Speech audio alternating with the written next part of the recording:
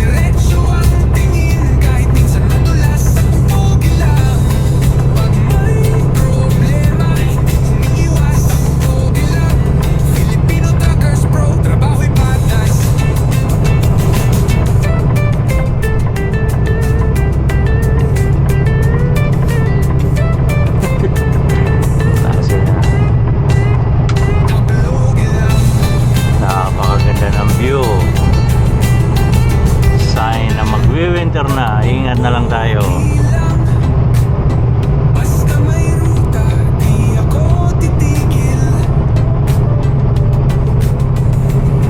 Good morning guys, today is Friday.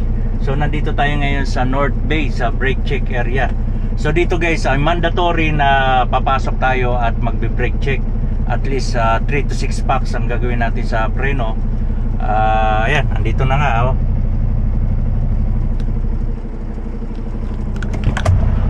Mandatory lahat ng truck ay dadaan dito sa brake check area dahil may palusong dyan na malalim dyan sa dito sa North Bay.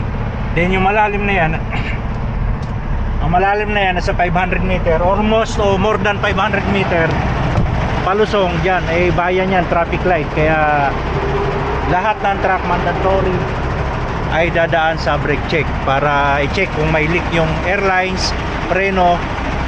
Yung brake check guys ay yung ipapump natin ng preno para mag self adjustment, dahil mostly ang mga truck dito ay mga self adjustment, mga self automatic slack adjuster.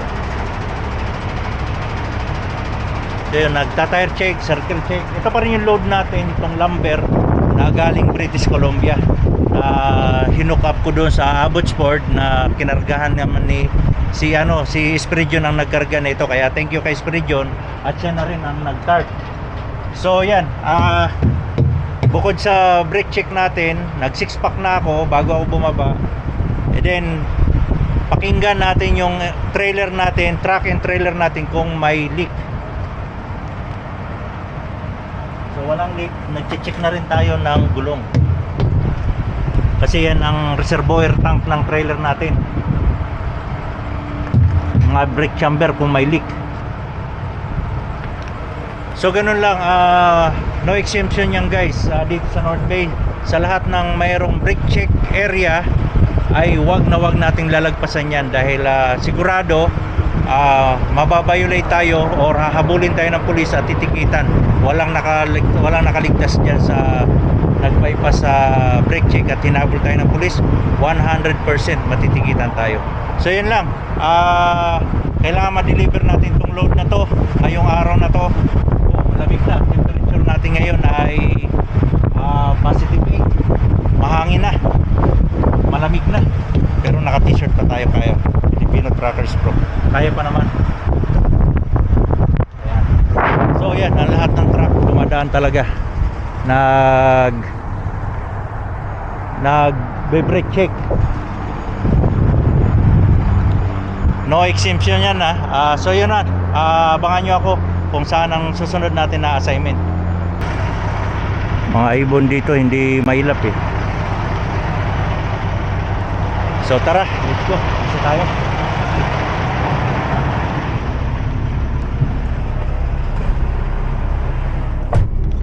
Siyempre mag 6 pack tayo bago tayo alis. 1, 2. So yun, tapos build up ulit tayo. Then go.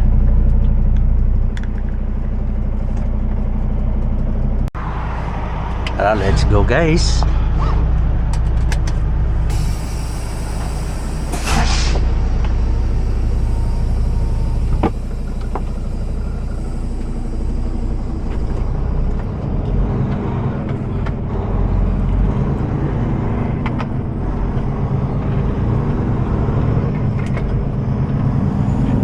Ayan o, lahat ng truck pumasok talaga.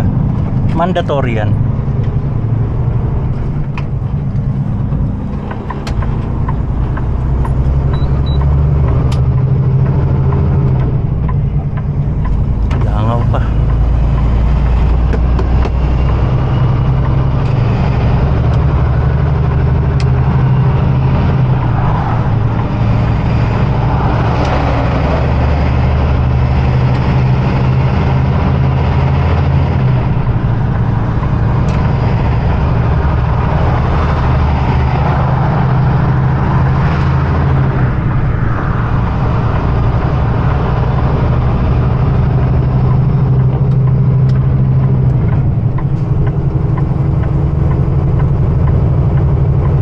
Palusong natin dito ay 7%.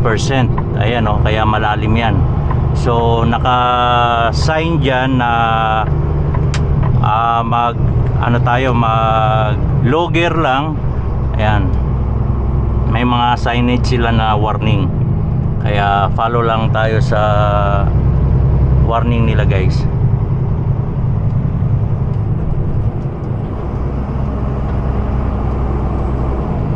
Then may nakasign dito, ayan, 70%. Kailangan 70 km per hour lang takbo natin, pero hindi naman tayo tatakbo na 70 kasi loaded tayo. Then pupwesto tayo sa left side dahil nandito yung nandito sa left side yung runaway. Ayan o, truck use left lane 500 meter, kasi 500 meter yung palusong natin dyan. So dito pa lang sa taas magbawas na tayo. Nag 7 talo ako, pero magbabawas pa tayo. Apak ako ng preno kasi matulin pa. 6 high lang tayo.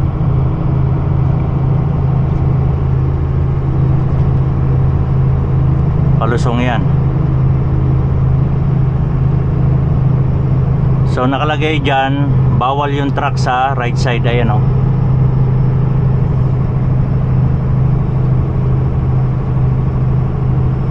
So mag 6 low pa tayo. Hapak tayong preno saglit kasi over RPM yan. So mabagal na tayo, yung paa natin nasa flooring, hindi tayo nakababad. So yan, tumutulin siya. Aapak lang tayo ng isang medyo madiin. So yan, tatakbo na naman yan ng malayo. Andito sa left side yung runaway. Ayan.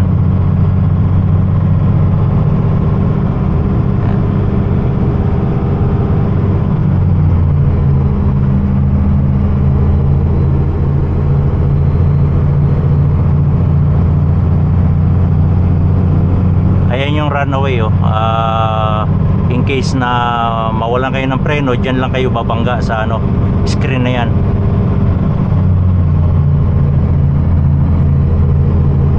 So yan.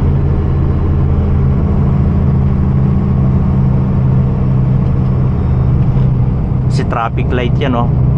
Kaya kailangan talaga maingat tayo sa ano, paglusong.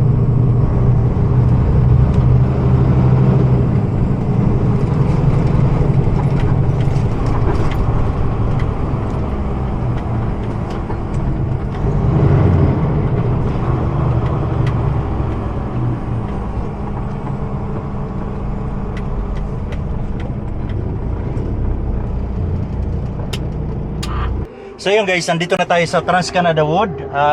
Dito na tayo mag-deliver. So kinuha na ng forklift operator yung papel natin. Pinuntahan tayo dito. Pero bago ako pinuntahan, tinawagan ko muna tong opisina nila o receiving department. Tinawagan ko na, pinalam ko na nandito na tayo sa compound nila. So kung hindi pa kayo nakapag-deliver dito or hindi nyo pa na-encounter ito, pagpasok nyo dyan mula sa kalsada, dito lang tayo magpapark sa gilid ng malapit sa damo. Ayan, dito tayo magtatanggal ng tarp. Diyan tayo magtatanggal ng tarp. Then babalikan nila tayo kung ready na tayo. Makikita naman nila or makikita ng operator tayo kung wala ng tarp yung load natin. So doon natin dadalhin sa kabilang side yung tarp. Doon natin i-roll kasi dinadaanan lagi ito. So yung isang truck nandoon, pumasok na, doon siya magtatanggal.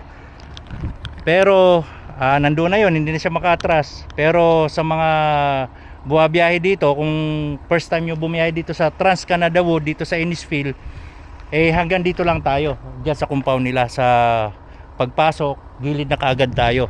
Kasi doon, busy yung area nila doon, hindi pwede. Busy doon, so magagalit yung operator. Kaya dito tayo sa gilid, gilid ng damo. Dito tayo magtanggal ng tarp, magtiklop, magligpit lahat. Pero wag muna natin tanggalan ng strap ha. Pwede tayo magbawas ng strap kung alam nating marami yung strap natin. Bawasan lang natin. Then wag lahatin kasi itatravel pa natin yan doon sa loob. Dadalhin pa natin sa loob yan doon. So magtatanggal na tayo, mag-start na tayo magtanggal. Then iiwan lang natin yung tarp natin dito. Pag na-roll natin, naligpit na, natiklop na, iiwan lang natin dito. Babalikan lang natin yan. Wala namang kukuha yan. So, yun, let's go. Tanggalin muna natin to. Yeah, yeah, Filipino Truckers Pro. Laging handa, naging pogi ang takbo. Let's go! Ako si Jesse, steady lang sa biyahe. Laging alert kahit gaano kalayong city. Hindi lang trabaho to, estilo ng buhay. Tiwala, respeto, yan ang aking alay. Kasama ko sa truck, dasal, kape at plano. Tuloy lang kahit mag-isa minsan sa kalsada ko. Tuloy lang ang biyahe, takbong pogi lang kahit saan okay.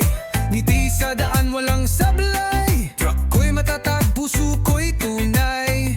Tuloy lang ang biyahe, kalma lang kahit traffic o delay. Kaibigan, ang makasama sa tagumpay. Tuloy lang, pogi ang drive.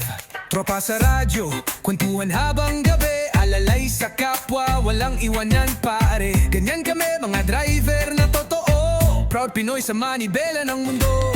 Pag may problema harapin ng buo. Smile lang sabay cambio. Let's go,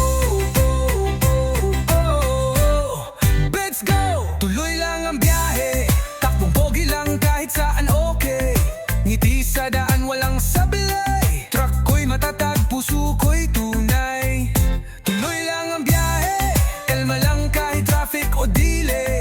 Kaibigan, ang makasama sa tagumpay. Tuloy lang, pogi ang drive.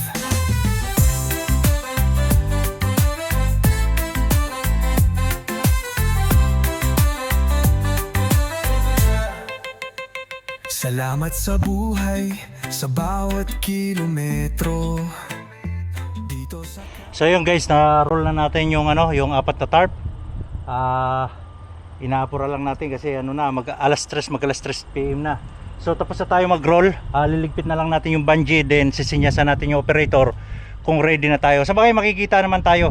Abanti lang tayo ng konti para makita ng operator na na tayo, tapos na tayo, ready to unload na tayo. So yun yung tarp natin. Ganun lang. Exercise sa tanghaling tapat or hapon. Okay lang yan. Masaya ako sa ginagawa ko. Ayan. So yan, ayan yung mga karga natin, malalaking klase ng kahoy.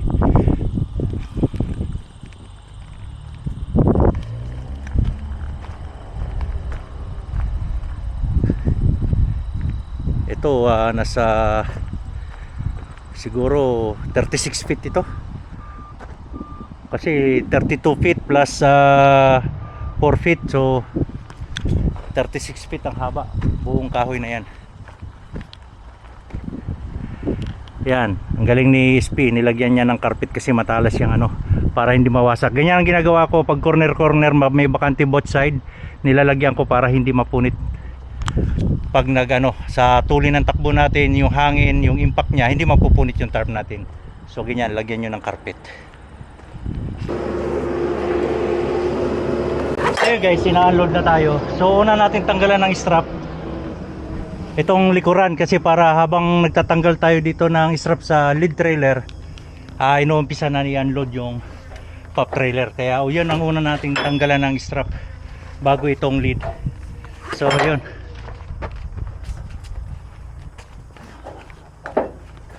Ayan.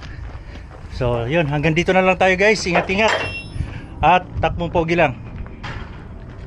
So tapusin muna natin to, ligpit muna natin yung mga strap, then dahil baka may next assignment tayo. So dito to sa Trans Canada Wood in Spil, Ontario. Ayan.